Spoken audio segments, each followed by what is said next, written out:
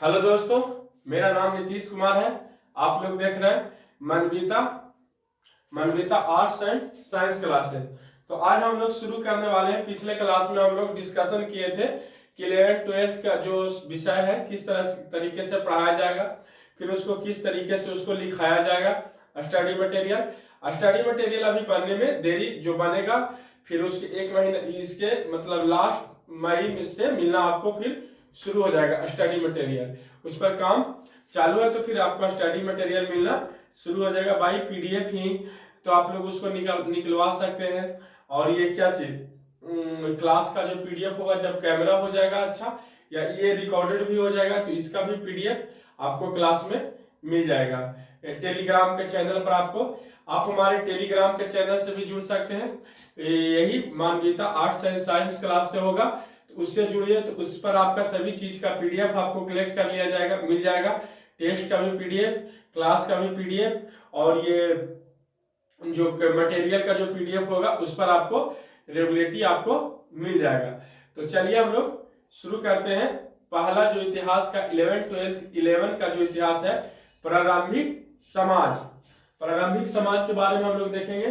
क्या है एक प्रारंभिक समाज? लेखन, कला और शहरी जीवन। लेखन मतलब समझ जाइए जो लिखावट के बारे में, कला जो ये सब संस्कृति कला, और शहरी जीवन जो शहरी जीवन के बारे में। तो यही प्रारंभिक समाज के बारे में हम लोगों को पढ़ना है। तो उसी के बारे में हम लोग चलिए शुरू करते हैं। प्रारंभिक समाज, चलिए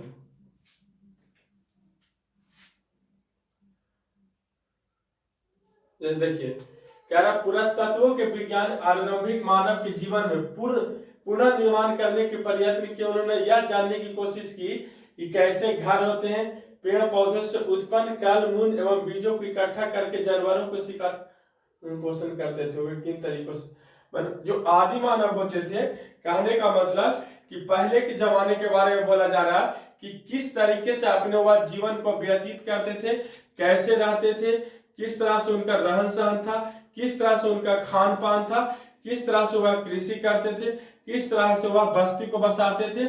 उन्हीं सभी के बारे में हम लोग सामाजिक परिदशा के बारे में, उसी के बारे में हम लोग जानेंगे। तो वही कह रहा है। तो चलिए हम लोग देखेंगे।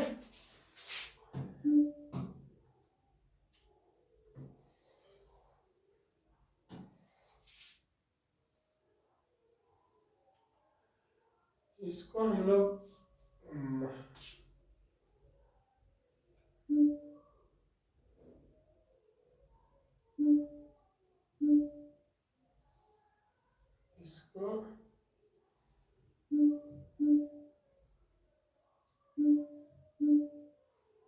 इसको मैं ऐसे करना चाह रही हूँ, हो ही नहीं रहा है ऐसे। चलिए तो देखिए क्या कह रहा है कि पुरातत्व विज्ञानियों ने आरंभिक मानव के जीवन के बारे में पुनर्निर्माण करने के प्रयत्न। उन्होंने यह जानने की कोशिश की कि कैसे घरों में रहते थे। मनोविज्ञान जब इसका खोजकर्ताओं ने शुरुआत किया, और विज्ञानों ने इसका शुरुआत किया, तो उन्होंने जानने की कोशिश किया कि कैसे वे घरों में रहते हैं। पेड़ पौधे से उत्पन्न कल मूल बीजों को इकट्ठा करके और जानवरों के शिकार करके, मतलब जो आदि मानव जो थे शुरुआती में वह क्या करते थे, नंगे रहते थे, पेड़ पौधों को पत्तों को लपेट कर रहते थे, और शुरू से ही वह शिकार करके अपना भोजन व्यतीत नहीं करते थे। जो शुरू से क्या करते थे, पेड़ पौधे से उत्पन्न कल मूल और बीजों से इकट्ठा करके जो कल मूल खाते थे। फिर जब उन्होंने आग का निर्माण किया और शिकार करना सीखा, तब उन्होंने शिकार करके जानवरों को मारकर आग में पकाकर पहले तो कच्चा मांस शिकार करना सीखा, पहले औजार बनाना सीखा, तो फिर उन्होंने शिकार करना सीखा, और शिकार करना सीखा तो उन्होंने जानवरों को शिकार करके खाना सीखा।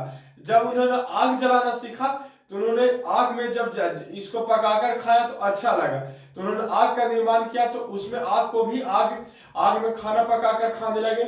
फिर बीजों को इकट्ठा करके क्या करने लगे, खेती करने लगे। यानी मान के चलिए यदि एक बीज मकई का एक बीज उन्हें मिला और उसी मकई को उन्होंने खेतों में गाड़ दिया, उससे एक पौधा का निर्माण हुआ, उसमें 2 भुट्टे लगे। अब 2 भुट्टे से एक बीज से इतना मकई निकला, तो उन्होंने सोचा कि साला एक बीज से इतना मकई निकला, तो यदि हम 100 मकई बीज रोपेंगे तो कितना निकलेगा। तो उन्होंने खेती करना सीखा। जब खेती करना सीखा तब बस्ती का निर्माण हुआ, क्योंकि जब खेती करेंगे तो अनाज होगा, तो अनाज को रखने के लिए बस्ती घर कभी बनेगा, तो बस्ती का निर्माण हुआ। उसी तरीका से जो ये वैज्ञानिक पुरातात्विक उन्होंने यही जानने का प्रयास किया कि किस तरीका से आदि मानव या पुनः निर्माण करके प्रयत्न करके वह कैसे घरों में रहते हैं, पेड़ पौधे से फल मूल कंद कैसे इकट्ठा करते हैं, और जानवरों को शिकार करके अपना कैसे भरण पोषण करते हैं, और किन किन तरीकों से भावों और विचारों का अभिव्यक्त करते थे। मनोवा किन किन तरीकों से अपने भावों को अभिव्यक्तियों को विचार करते थे। आप यही भी पढ़ेंगे कि आदमी द्वारा आग और भाषा का प्रयोग कब और कैसे शुरू हुआ। कहने का मतलब कि आप इसी चैप्टर में पढ़ेंगे कि आग का निर्माण कब हुआ, वो लोग भाषा का प्रयोग कब से करना शुरू कर दिए। अंत में आप यह देखेंगे कि आज की दुनिया में जो लोग शिकार, पेड़ पौधे से प्राप्त खाद्य सामग्री पर अपना भरण पोषण करते हैं, क्या उनके जीवन का अध्ययन अतीत के बारे में जानकारी मिल सकती है। मैंने बोल रहा है कि पहले वाला जिंदगी और अब वाला जिंदगी में दोनों में अध्ययन करेंगे तो दोनों के बारे में जानकारी मिल सकती है। तो विषय में कुछ प्रारंभिक नगरों जैसे मोसोपोटामिया की सभ्यता जो अभी इराक में है, जैसे हड़प्पा की सभ्यता, मोहनजोदड़ो की सभ्यता। हड़प्पा को सभ्यता जो भारत में है उसी को हम लोग सिंधु घाटी की सभ्यता बोलते हैं। मोहनजोदड़ो जो पाकिस्तान में है। हड़प्पा की सभ्यता बहुत पुरानी सभ्यता माना जाता है। मोसोपोटामिया की भी सभ्यता जो इराक में भी है। कुछ शहरों के बारे में चर्चा की गई है। इन नगरों के विकास मंदिरों के आसपास हुआ था। मतलब बोला जा रहा है कि जो मोसोपोटामिया में जो नगरों का विकास हुआ था वह किसके, मंदिरों के आसपास हुआ था, मंदिरों के आसपास हुआ था। ये नगर सुदूर व्यापार का केंद्र थे। जो मोसोपोटामिया के जो नगरों का विकास हुआ था तो वह मंदिरों के आसपास में विकास हुआ था, और जो मंदिरों के आसपास में जो नगर का विकास हुआ था तो वही जो नगर थे वह किसके लिए विकास ज्यादातर वो फायदेमंद थे, तो वह व्यापार करने के लिए ज्यादातर फायदेमंद हुए थे, ज्यादातर व्यापार करने के लिए। और पुरातात्विक साक्ष्यों यानी पुरानी बस्तियों के अवशेष बहुत मात्रा में मिलने लगा। लिखित सामग्री के आधार पर उस समय विभिन्न लोगों के शिल्पियां, लिपक और राजा रानियों के जीवन के पुनः प्रयत्न किया गया। यही नहीं, मतलब बोला जा रहा है कि जब खोजा गया तो उस समय के मोहर मिले, लिपि मिले, वस्तुकार मिले, राजा रानियों का वस्त्र मिले, राजा रानियों का ये सब चीज मिला, और राजा रानियों का सिंहासन मिला, ये सभी चीजों का मिला। और इन्हीं विभिन्न प्रकार की गतिविधियों से ये संभव हुआ।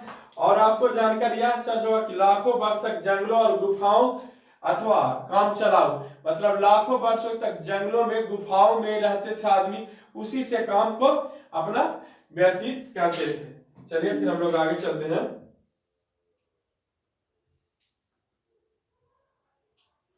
काम चलाओ घरों और आसारों को सिलियासों में रहने वाले इंसानों गांवों में रहने कैसे करते थे। एक लंबी कहानी ऐसी घटनाओं से जुड़ी सर्वप्रथम नगरों की स्थापना कम से कम 5000 वर्ष पहले हुआ था।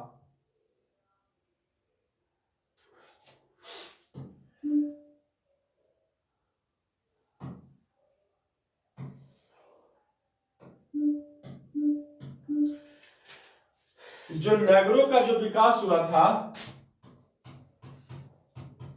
नगरों का विकास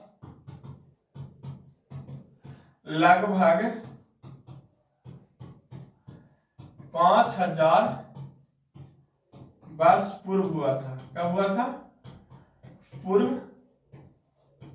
हुआ था, 5000 वर्ष पूर्व हुआ था। नगरों का विकास लगभग 5000 वर्ष पूर्व हुआ था।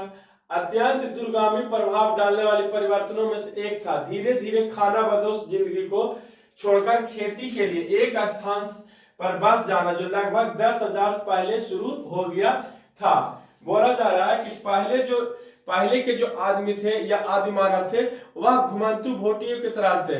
आज जैसे कहने का मतलब आज शाम यहाँ, बिहान कहीं और, बिहान कहीं और, आज रात यहाँ बिताएं तो कल रात वहां बिताएंगे, तो ये सब करते थे। लेकिन जब आदमी ने कृषि करना सीखा, जब आदि मानव ने कृषि करना सीखा, तो उन्होंने सोचा कि यदि आज हम अपना शाम यहाँ बिताएंगे, कल वहां बिताएंगे तो कृषि नहीं हो पाएगा। कृषि जो है एक जगह स्थिर रहकर कृषि करना होगा। तब उन्होंने क्या किया कि यदि कृषि करना था तो सबसे पहले उन्होंने जंगलों को काटा और जंगलों को काटकर खेत बनाया। खेत बनाकर उसमें बीज डाले, बीज डालकर उन्होंने खेती करना सीखा। जब खेती करना सीखा तो भारी मात्रा में क्या हुए, अनाज हुए। जब अनाज हुए तो उसे भंडारण करना चाहिए था, तो भंडारण करने के लिए उन्होंने बस्ती का निर्माण किया। तो बस्ती के निर्माण करने के लिए और जंगलों को काटे और जंगलों को काटकर एक बस्ती का निर्माण किया, जिसमें जो अनाज हुआ था उसका भंडारण किए। तब वही कह रहा है कि खाना बदोश जिंदगी को छोड़कर एक स्थान पर बस जाना लगभग 10,000 पहले ही शुरू हो गया था। ये सब बात लगभग कितना साल पहले, 10,000 वर्ष पहले ही शुरू हो गया था। कितना, 10,000 वर्ष पहले ही शुरू हो गया था। क्या, खाना बदोश जिंदगी को छोड़कर कृषि जिंदगी में बस जाना, मतलब एक जगह अस्थिर से जीना, यह 10,000 वर्ष पहले ही भारत शुरू हो गया था।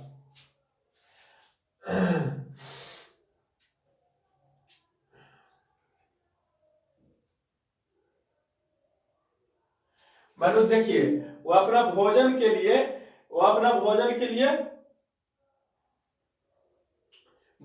लिए जो पेड़ पौधे, जैसे मान के चलिए जो आदि मानव थे या पूर्वज जो पहले के जो आदमी थे, उन्होंने एक पेड़ का खोज किया, जैसे मकई का।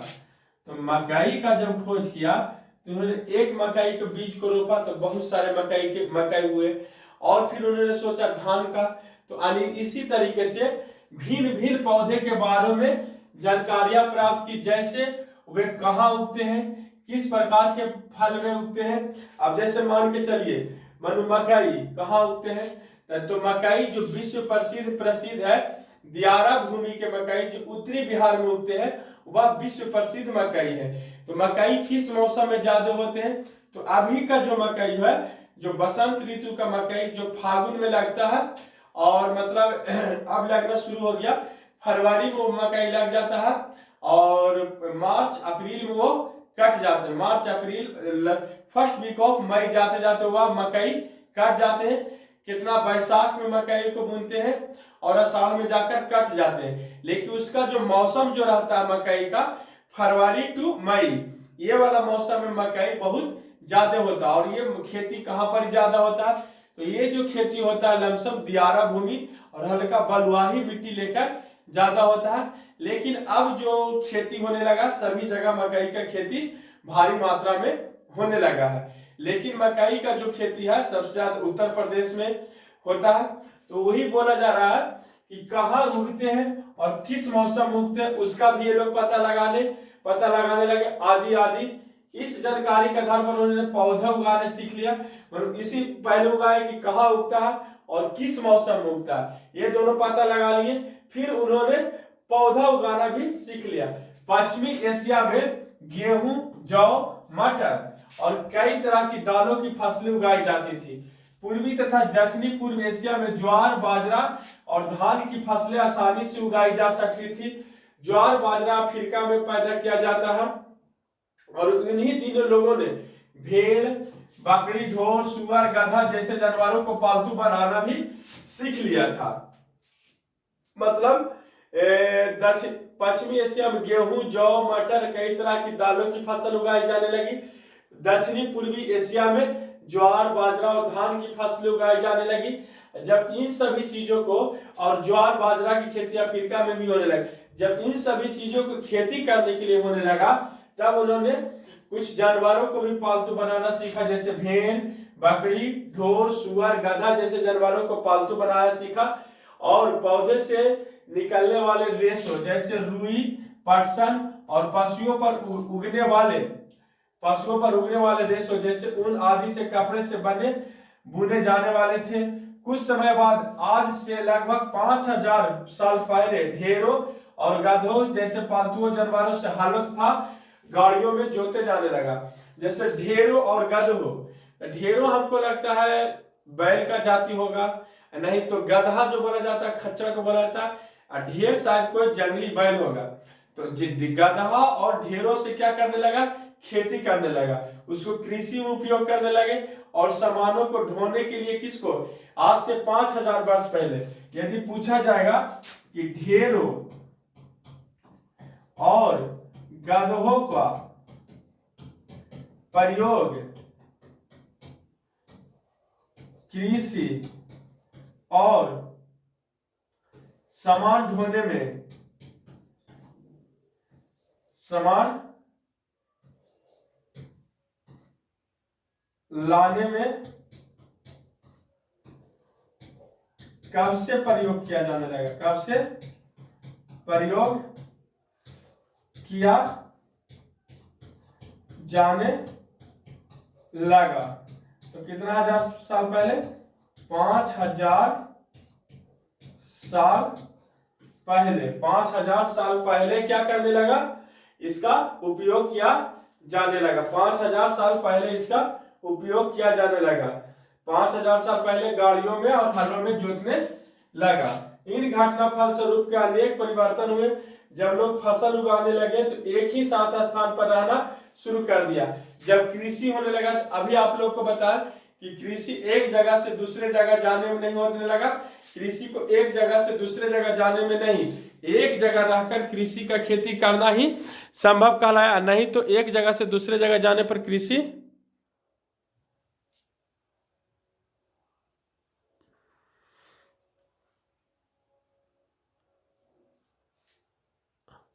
तो कृषि अस्थिर, इसलिए एक स्थान पर बस कर ही रहना आम बात हो गई।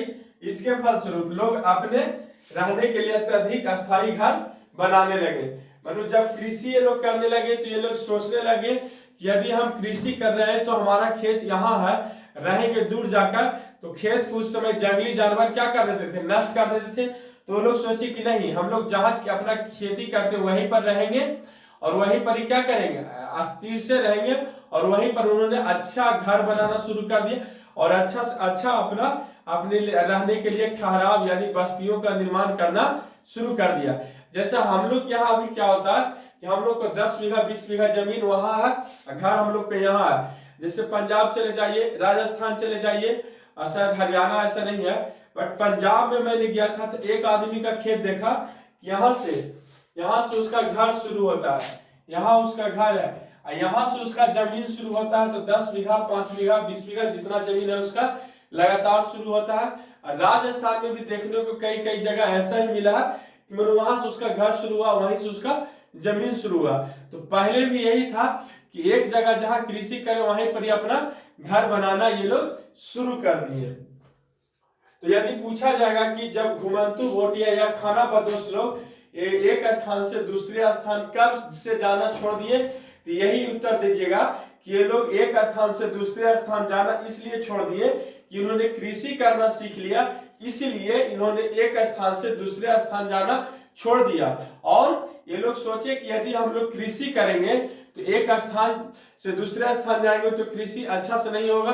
तो कृषि करने के लिए एक अस्थायी स्थान चुने और अस्थायी स्थान चुने और वहां पर रहने के लिए अपने लिए अच्छा बस्ती का निर्माण किए और अपने लिए अत्यधिक से अत्यधिक अस्थायी घर बनाने लगे। इसी बीच कुछ जन समुदायों के मिट्टी के बर्तन बनाना भी सीख लिया। जब इन्होंने रहना सीख लिया, घर बनाना सीख लिया, कृषि करना सीख लिया, तो उस समय ये लोग जब ये सब नहीं सीखे थे तो बर्तन उर्तन बनाना नहीं सीखे थे, ऐसे ही कल मूंग फल खाते थे और जानवरों का शिकार करके आग में भूनकर ये लोग खा लेते थे। लेकिन जब इन्होंने कृषि करना सीख लिया तो कृषि से अनाज हुआ, मान के चलिए दाल हो गया, गेहूं हो गया, मकई हो गया, धान हो गया। तब इन्होंने पहले भंडारण करना सीखा, तो वहां अच्छे अच्छे बस्ती बनाए, घर बनाए, उसमें अनाज को रखना सीख लिया। फिर इन्होंने मिट्टी से बर्तन बनाना सीखा, तो मिट्टी से बर्तन बनाना भी सीख लिया और अनाज और अन्न उपज को इकट्ठे करने के लिए एक नए उगाए गए अनाजों की तरह तरह के भोजन बनाने के लिए बर्तनों का इस्तेमाल किया जाने लगा। जब नए नए अनाज उगने लगे तो नए तरह तरह के बर्तनों में अलग अलग तरह के डिश, जैसा भी हम लोग बोलते हैं अलग अलग तरह के डिश बनाते हैं, तो ये लोग भी अलग अलग तरह के अनाजों को बनाने के लिए अलग अलग बर्तनों को बनाना सीखे। और जैसे मान के चलिए दाल बनाने के लिए दूसरा चीज बनाए, रोटी बनाने के लिए तवा बनाए, भात बनाने के लिए तसला बनाए, और अलग अलग चीजों बनाने के लिए मिट्टी के अलग अलग बर्तनों को बनाना ये लोग सीख रहे थे। इस पर भोजन बनाने पर अधिक ध्यान दिया जाने लगा। तो चलिए हम लोग आगे बढ़ते हैं फिर।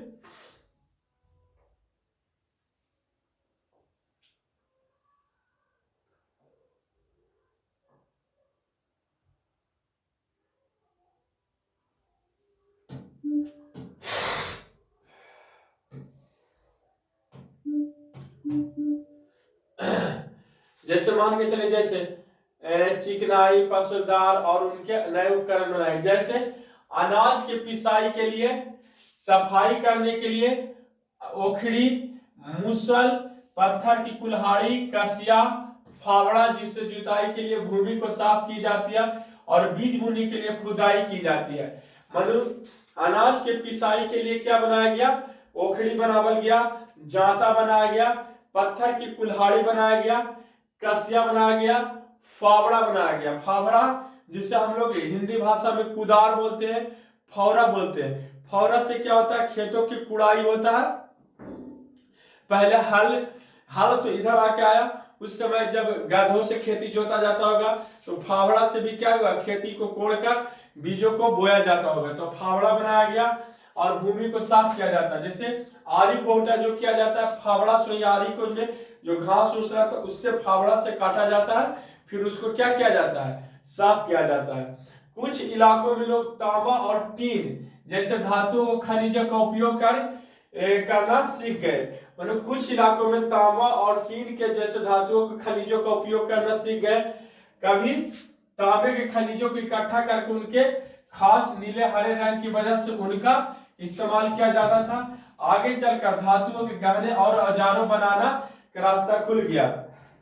जब ये लोग धातुओं पहचानना शुरू कर दिए, तो धातुओं को बर्तन बनाना शुरू कर दिए, धातुओं को गहना बनाना, जो स्त्रियों को गहना पहना तो धातुओं के गहना बनाना शुरू कर दिया। धातुओं का औजार बनाना सीख गए। जब धातुओं को ये यूज करना सीख गए, तो धातुओं से गहना बनाना, धातुओं से औजार बनाना भी सीख गए। दूर के स्थानों पर उत्पन्न होने वाली कुछ अन्य प्रकार की चीजों के बारे में जानकारियां बढ़ती जा रही थी, जैसे लकड़ी, पत्थर, हीरे जवाहरात, धातु, सीपियां और ऑस्मिडिनिया का पक्का जमा हुआ लावा। लोग इन्हीं चीजों के बारे में अपनी जानकारी एक साथ स्थान दूसरे स्थान पर जाते रहते और उसका प्रयास करते रहते। मतलब इन चीजों को सीखने के लिए एक स्थान से दूसरे स्थान जाते, और वहां यदि मान के चलिए धातु का उपयोग हो रहा है और यहाँ पर जो मिट्टी वाले जो लोग थे वहां मिट्टी का उपयोग कर रहे हैं, तो एक स्थान से दूसरे स्थान जाते थे, तो फला जमा धातु का निर्माण हो गया। तो वहां पर गए तो बोले कि वहां पर हम लोग गए तो वहां पर धातु मतलब चांदी के बर्तन में खाए, तांबा के बर्तन में खाए, वहां स्त्रियां गहना पहने हुआ था। वहां पर जो फावड़ा कुदार जो था वह किस चीज का था, तांबा का था, लोहा का था। तो एक स्थान से दूसरे स्थान पर जाने पर क्या हुआ था, जानकारियां और बढ़ता था। इस प्रकार व्यापार में वृद्धि होती थी। और मतलब जब गए तो उस प्रकार भी व्यापार में क्या हुआ, वृद्धि हुआ। वहां गए तो अपने स्त्री के लिए कोई गहना खरीद लिया, कोई फावड़ा खरीद लिया, कोई धातु का बना हुआ जबरात खरीद लिया। गांव व्यापार में वृद्धि हुआ, गांव और कस्बों का विकास हुआ। और क्या हुआ, गांव और कस्बों का विकास हुआ, लोगों का आवागमन बढ़ा। जब पता चला कि वहां कुछ और मिल रहा, वहां कुछ और मिल रहा, यहाँ कुछ और मिल रहा, तो लोगों का आवागमन एक गांव से दूसरे गांव, एक कस्बा से दूसरे गांव क्या हुआ, ज्यादा से ज्यादा मात्रा में आवागमन क्या हुआ, बढ़ा। और जब आवागमन बढ़ा हुआ तो व्यापार की भी मात्रा क्या हुआ, एक दूसरे में व्यापार में वृद्धि आई, जिसके फलस्वरूप पुराने छोटे जन समुदायों का स्थान पर छोटे छोटे राज्य विकसित हो गए। यद्यपि परिवर्तन बहुत धीमी गति से हुए और इस प्रक्रिया में कई हजार वर्ष लग गए।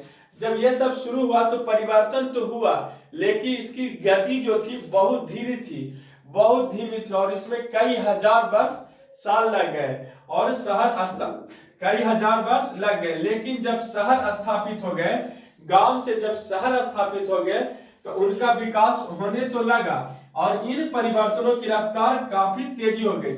जब शहर का विकास होने लगा तो ये क्या होने लगा, इनका विकास काफी तेजी हो गई। इसके अलावा परिवर्तनों के दूरगामी परिणाम निकले। कुछ विद्वान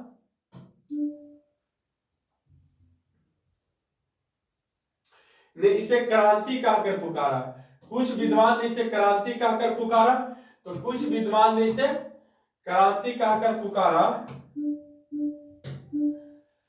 संभवतः इतना अधिक परिवर्तन आ गया कि उन्हें पहचान पाना मुश्किल हो गया था। मनु गांव से जब शहर में बदला तो इतना चेंज, गांव से जब आदि मानव से गांव में आने लगा तो वहां परिवर्तन हजारों वर्ष लग गए थे, धीरे धीरे परिवर्तन हो गया। और जब शहर में विकास हो गया तो इतना अधिक परिवर्तन आ गया कि उन्हें पहचान पाना भी मुश्किल हो गया। आरंभिक इतिहास में इन दो विपरीत विषयों का अवशेषण करें तो निरंतरता और परिवर्तनों का आवश्यक अवलोकन करें। यह भी याद रखें कि हमने प्रारंभिक समाजों में कुछ ही उदाहरण के तौर पर विस्तृत अध्ययन के लिए चुना। इसके अलावा कई प्रकार के प्रारंभिक समाज थे, जैसे किसान के समुदाय, पशु चारक यानी गवाले लोग, शिकारी संग्राहक समुदाय, नगरवासी लोग। कालक्रम के अनेकों समाजों के बारे में कुछ संकेत मिलते हैं। तो चलिए हम लोग आगे बढ़ते हैं। चलिए कालक्रम को देखते हैं।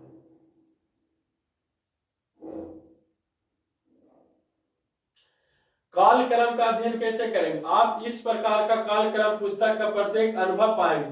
प्रत्येक कालक्रम आपको विश्व इतिहास की प्रमुख प्रक्रियाओं और घटनाओं के बारे में बताएगा। जब आप इन कालक्रमों का अध्ययन कर रहे हैं तो ध्यान देना जरूरी है। क्या यह कालक्रम का एक है 6 लाख वर्ष पूर्व से एक इकाई। जब राजाओं के बीच के लड़े गए युद्धों की अपेक्षा उन प्रक्रियाओं घटनाओं जिनके द्वारा समान स्त्रियों और पुरुषों के इतिहास को प्रभावित किया, तिथियों को अंकित करना अत्यधिक कठिन है।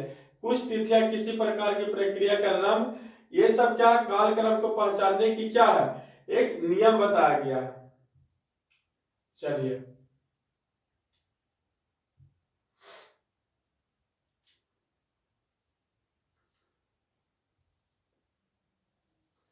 क्या क्या हुआ था उसी के बारे में बताया गया है। ये कौन कौन ईस्वी में क्या क्या हुआ था, चलिए हम लोग इसको देखते हैं।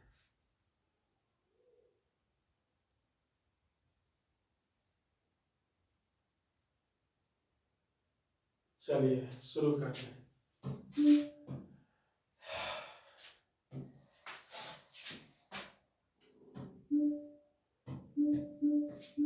चलिए अब ये क्या है, तिथि है, अफ्रीका है, यूरोप है। अफ्रीका यूरोप में कितने ईस्वी में क्या क्या मिला था उसके बारे में हम लोग जानेंगे। चलिए 6 लाख वर्ष पूर्व, 6 लाख वर्ष पूर्व से लेके 5 लाख वर्ष वर्तमान पूर्व, मतलब 6 लाख पहले की बात और 5 लाख वर्तमान, मतलब वर्तमान के पूर्व की बात। यहाँ पर बोला जा रहा है ऑस्ट्रियोलोपिथेकस के जीवाश्म वर्तमान में, ऑस्ट्रियोलोपिथेकस के जीवाश्म वर्तमान से 56 लाख पूर्व अग्नि के प्रयोग के साक्ष्य मिले हैं। मानो 56 लाख वर्ष पूर्व अग्नि के प्रयोग के साक्ष्य मिले हैं। जो ऑस्ट्रियोलोपिथेकस के जीवाश्म है, जो वर्तमान के 56 लाख वर्ष पूर्व के अग्नि के प्रयोग के साक्ष्य मिले हैं, जो वर्तमान में 14 लाख वर्ष के पूर्व के पहले के थे, जो 14 लाख वर्ष के पूर्व के पहले के थे, जो यूरोप में अभी नहीं मिला था। जो वर्तमान में 56 लाख वर्ष पूर्व अग्नि के प्रयोग कहाँ मिले थे, अफ्रीका में जो मिला था, और वर्तमान में 14 लाख वर्ष पूर्व मिले थे, वह यूरोप में नहीं मिला था। फिर है 5 लाख वर्ष पूर्व से 1.5 लाख वर्ष वर्तमान पूर्व में प्राज्ञा मानव, जिसे होमोसेपियंस के जीवाश्म 1,95,000 वर्तमान पूर्व के अग्नि के प्रयोग के साक्ष्य 4 लाख वर्तमान पूर्व के यूरोप में मिले। मतलब ये सब जो ईस्वी है उसी के बारे में बोला जा रहा कि जो यहाँ पर जो प्राज्ञा मानव का होमोसेपियंस का जो जीवाश्म मिला कब, 1,95,000 वर्तमान में मिला। और यहाँ पर यूरोप में जो अग्नि का प्रयोग का साक्ष्य मिला हुआ 4 लाख वर्तमान पूर्व में मिला। फिर 1.5 लाख से 5 लाख वर्तमान पूर्व में कुछ नहीं मिला, कुछ भी नहीं मिला। फिर 50,000 से 30,000 में 50,000 से 30,000 में अफ्रीका में कुछ नहीं मिला। यहाँ मिला यूरोप में मिला क्या, प्रज्ञा मानव जिससे होमो सेपियंस के जीवाश्म 40,000 वर्ष पूर्व मिले थे। फिर आ जाइए 30,000 से 10,000 गुफाओं आवासों में चित्रकारियां मिली। अफ्रीका में 30,000 से 10,000 ईस्वी वर्ष पूर्व गुफाओं में और आवासों में क्या मिला, चित्रकारी मिला। कब, 27,000 वर्ष पूर्व में कहा मिला था, अफ्रीका में। गुफाओं आवासों में चित्रकारी विशेषकर फ्रांस और स्पेन में मिला। कब, 30,000 से 10,000 पूर्व में अफ्रीका में मिला। 30 ये था ईस्वी क्या, 30,000 से 10,000 के बीच में। तो अफ्रीका में क्या मिला, 27,000 वर्ष में अफ्रीका में गुफाओं और आवासों में चित्रकारी करा हुआ मिला। लेकिन यूरोप में कोई ईस्वी नहीं दर्शाया गया है। यूरोप में 30,000 से 10,000 के बीच में ही कहां पर मिला, चित्रकारी गुफाओं और आवासों में, विशेष करके फ्रांस और स्पेन में क्या मिला था, चित्रकारी करने को मिला था। क्वेश्चन पूछा जा सकता है, क्वेश्चन को आप याद रखिएगा। पूछा जाएगा कि आप फिर यही देखिए ऑब्जेक्टिव, लड़का बोलता है सर ऑब्जेक्टिव पढ़ाइए, यहीं पर देखिए यदि आपसे पूछा जाएगा बाबू कि यूरोप में अग्नि का साक्ष्य कब मिला था, तो अग्नि का साक्ष्य कब मिला था, 4 लाख वर्ष वर्तमान पूर्व मिला था। अग्नि का साक्ष्य यूरोप में 4 लाख वर्ष वर्तमान पूर्व में अग्नि का साक्ष्य मिला था। और पूछा जाएगा कि प्रज्ञा मानव का यूरोप में कब जीवाश्म मिला था, तो 40,000 वर्ष पूर्व। और फिर पूछा जाएगा कि अफ्रीका में गुफाओं और आवासों में चित्रकारियां कब मिली थी, तो 27,500 वर्ष पूर्व मिला था। पूछा जाएगा कि यूरोप में जो आवासों और गुफाओं में चित्रकारियां जो खास करके कहां कहां मिला था, तो स्पेन और फ्रांस में मिला था। कब मिला था, तो 30,000 से 10,000 में मिला था। अब आ जाइए 8,000 से 7,000 ईस्वी में कुछ नहीं मिला। 7,000 से 6,000 पशुओं और कुत्तों को पालतू बनाया गया। कहां पर, अफ्रीका में, यूरोप में नहीं, यूरोप में कुछ भी नहीं बनाया गया। 7,000 से 6,000 में पशुओं और अफ्रीका में पशुओं और कुत्तों को पालतू बनाया गया, लेकिन यूरोप में नहीं बनाया गया। 6,000 से 5,000 अफ्रीका में कुछ नहीं, लेकिन यूरोप में गेहूं और जौ की खेती होने लगी। कहां पर, यूनान में। मैंने पूछा जाएगा कि 5,000 से 6,000 वर्ष पहले अफ्रीका में क्या हुआ था, तो कुछ नहीं हुआ था, लेकिन गेहूं और जौ की खेती कहां होती थी, यूरोप में होने लगी। 5,000 से 4,000 वर्ष पहले की बात है, तो अफ्रीका में भी कुछ नहीं, यूरोप में भी कुछ नहीं। 4,000 से 3,000 गधों को पालतू बनाया गया। ज्वार बाजरे आदि की खेती और तांबे का प्रयोग किया गया। अफ्रीका में गधे को पालतू बनाया गया, ज्वार बाजरे की खेती किया गया और तांबे का प्रयोग किया गया। और यहाँ पर भी तांबे को प्रयोग किया गया। कहां पर, यूरोप में भी तांबे का प्रयोग किया गया और अफ्रीका में गधे को और ज्वार बाजरे की खेती की गई। 2000 से 19 में, 2000 से 3,000 से 2,000 में, 3,000 से 2,000 में हल द्वारा कृषि किया जाने लगा। कहा, हल द्वारा कृषि किया जाने लगा। कहा, अफ्रीका में प्रथम राजवंश भी यहां मिला। अफ्रीका में प्रथम राजवंश मिला, नगर मिले, पिरामिडों का भी निर्माण दिखा गया, कैलेंडर मिला, चित्रात्मक लिपियां मिली, पैमाइश पर लेखा मिला और मिस्र का हाथी मिला। और इसी समय यूरोप में घोड़े को पालतू बनाया गया, जो पूर्वी यूरोप में मिला। जो घोड़े को जो पालतू बनाया गया कहां पर मिला, पूर्वी यूरोप में बनाया गया। चलिए हम लोग आगे बढ़ते हैं।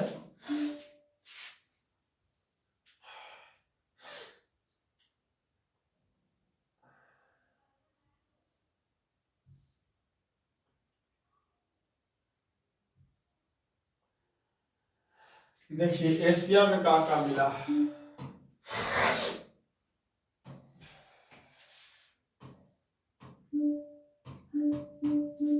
देखिए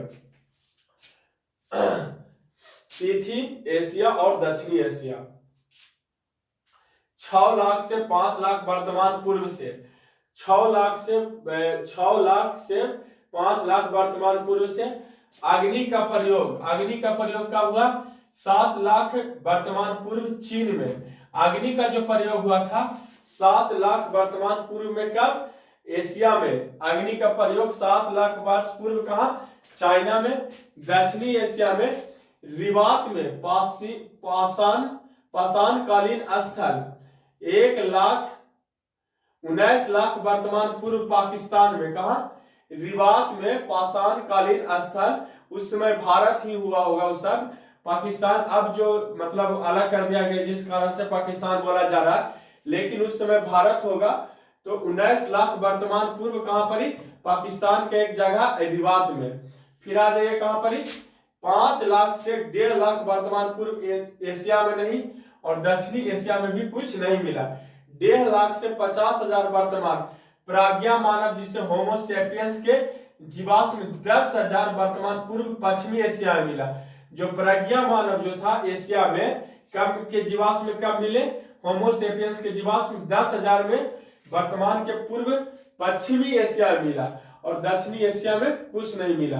50,000 से 30,000 वर्तमान में कुछ नहीं, दक्षिणी एशिया और एशिया में कुछ नहीं मिला। 30,000 से 10,000 में कुत्ते को पालतू बनाया गया। कहां पर? एशिया में कुत्ते को पालतू बनाया गया कब? 14,000 पश्चिमी एशिया में। कुत्ते को पालतू बनाया गया कब? 30,000 से 10,000 वर्तमान में। 14,000 ईस्वी में पश्चिमी एशिया में कुत्ते को पालतू बनाया गया। दक्षिणी एशिया में भीमबेटका के गुफा को चित्र मध्य प्रदेश होमो सेपियंस के जीवाश्म 25,500 जो वर्तमान में श्रीलंका में भीमबेटका के गुफा जो मध्य प्रदेश है वहां पर चित्रकारियां मिला।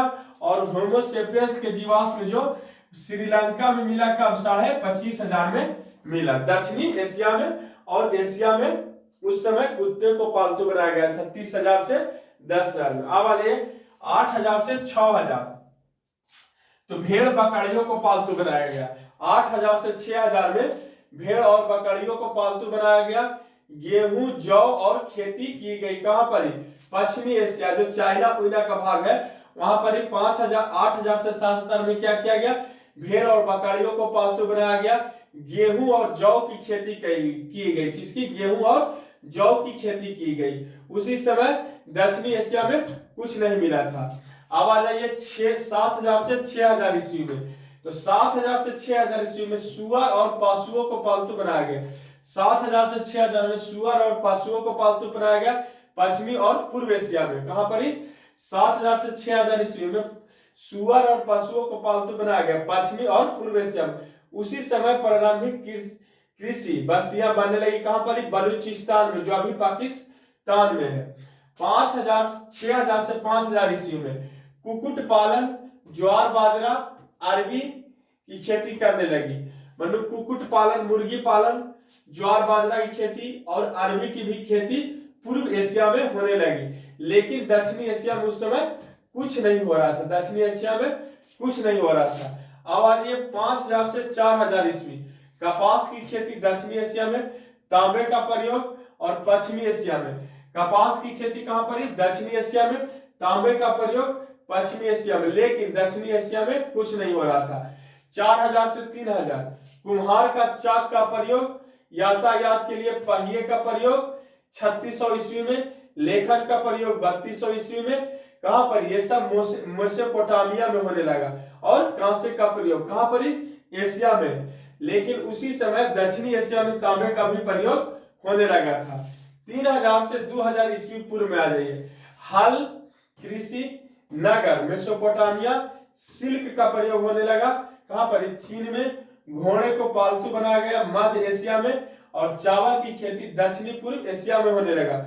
उसी समय दक्षिणी एशिया में हड़प्पा कालीन संस्कृति नगरों का लिपियों का प्रयोग लगभग 2700 ईस्वी पूर्व में होने लगा। हड़प्पा कालीन संस्कृति का प्रयोग नगर के और लिपियों का प्रयोग लगभग 2700 ईस्वी में होने लगा। 2019 में खास पानी में रहने वाली भैंसियों को पालतू बनाया गया। 2019 ईस्वी में भैंसों को पालतू बनाया गया। कब? 2019 ईस्वी में भैंसों को पालतू बनाया गया।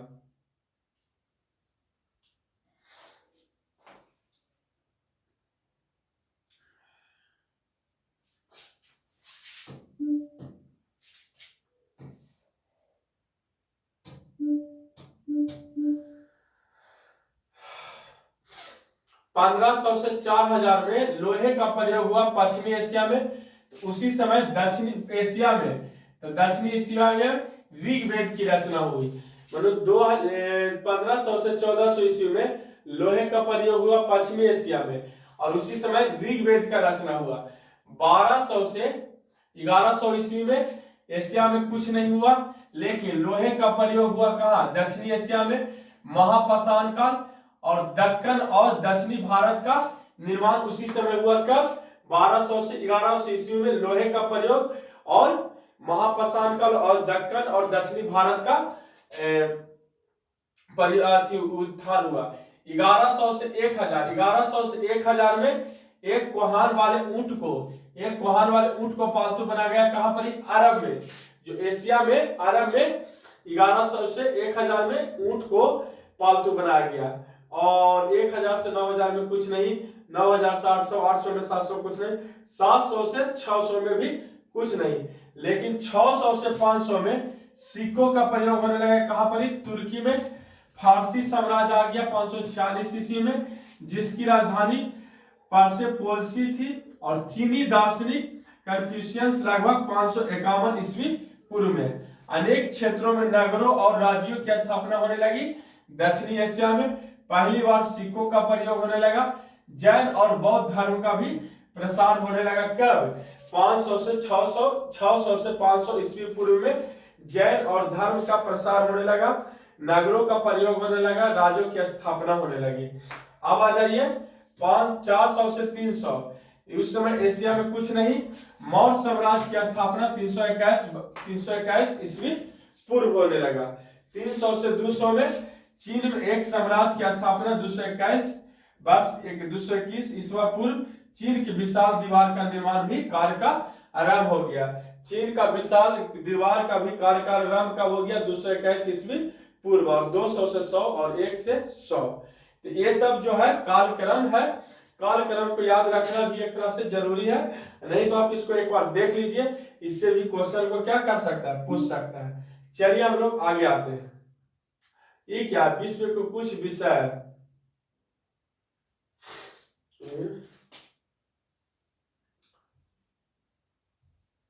लेखन और शहरी जीवन।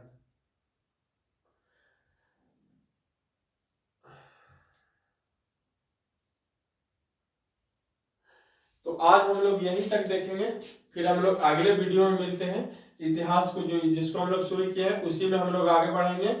तब तक के लिए आप लोग वीडियो को ज्यादा से ज्यादा लाइक करें। यदि चैनल पर आप लोग नए हैं तो वीडियो को ज्यादा से ज्यादा क्या करें? सब्सक्राइब करें, शेयर करें, कमेंट करें और कमेंट करके हमें बताएं। यदि हमसे कोई गलती होता है तो आप बताएं, नहीं तो हम ज्यादा से ज्यादा क्या करेंगे?